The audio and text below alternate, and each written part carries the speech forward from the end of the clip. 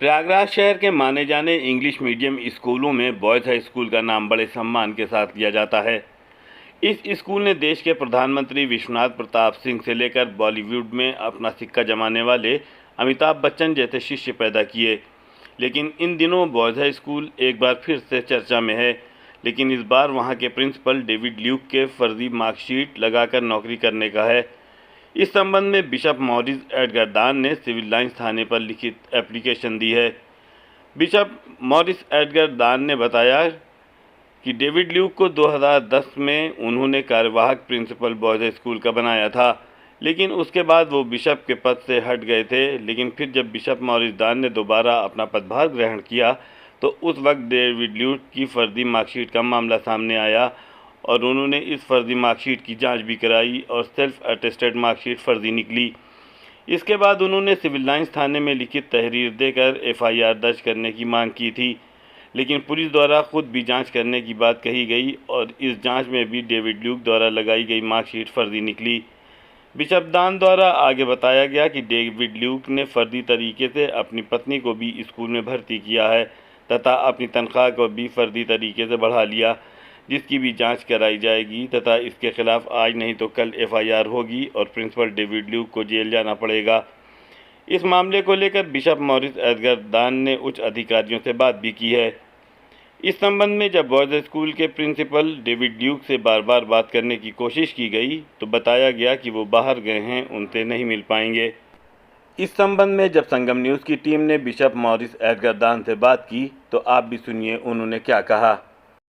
Sir, boys school के principal David Luke के ऊपर जो चार्जेस हैं उस पर आप क्या कहना चाहते हैं, और आपके ऊपर भी उन्होंने एक विवेचना की बात की है, तो उस विवेचना के बारे में आप क्या कहें? देखिए, डेविड ल्यूक को हम ही ने प्रिंसिपल अपॉइंट किया था, ऑफिशिएटिंग प्रिंसिपल बनाया था इनको 2010 में, और उसके बाद फिर इंटरव्यू वगैरह हुए और इन्होंने जो साक्ष्य प्रस्तुत किए थे उसमें बाद में पता चला कि इनकी मार्कशीट जो एमए की थी वो फर्जी थी।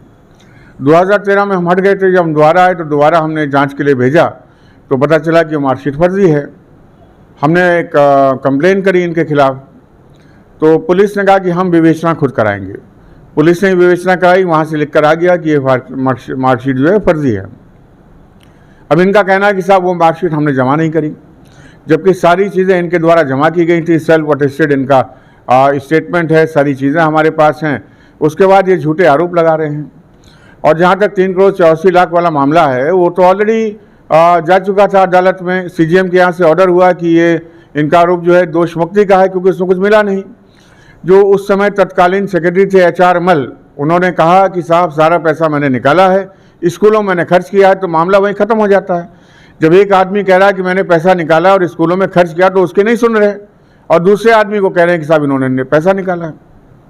बॉयज़ हाई स्कूल का बायलॉज है कि चेयरमैन कोई पैसा नहीं निकाल सकता। तो इनके तो कहना सिर्फ अपने आप को बचाने की कोशिश कर रहे हैं, माइंड लोगों का डाइवर्ट करना मांग रहे हैं। इनकी मार्कशीट फर्जी है और गलत तरीके से इन्होंने उसका उपयोग किया है, झूठ बोला है, धोखा दिया है। धोखाधड़ी के केस में इनके ऊपर एफआईआर होनी है, आज नहीं तो कल हो ही जाएगी। इतना सा प्रकरण, इसको तूल पकड़ा रहे हैं ये लोग।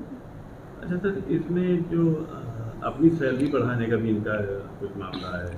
भाई देखिए, इनको तो ऑफिशिएटिंग प्रिंसिपल बनाया गया था। ऑफिशिएटिंग प्रिंसिपल बाद ये अपने आप प्रिंसिपल बन गए। तमाम इन्होंने अपॉइंटमेंट्स कर दिए, अपनी वाइफ को भी अपॉइंट करा लिया, उसकी भी सैलरी बढ़ा ली, अपनी भी सैलरी बढ़ा ली। तो ये सारी बातें गलत हैं। ये जांच का विषय है, इसमें जांच होगी और इनके ऊपर फिर कानूनी कार्रवाई की जाएगी। Thank you. अभी खबरों में बस इतना ही। हमारे YouTube चैनल को लाइक कीजिए, सब्सक्राइब कीजिए और शेयर कीजिए। देखते रहिए संगम न्यूज़।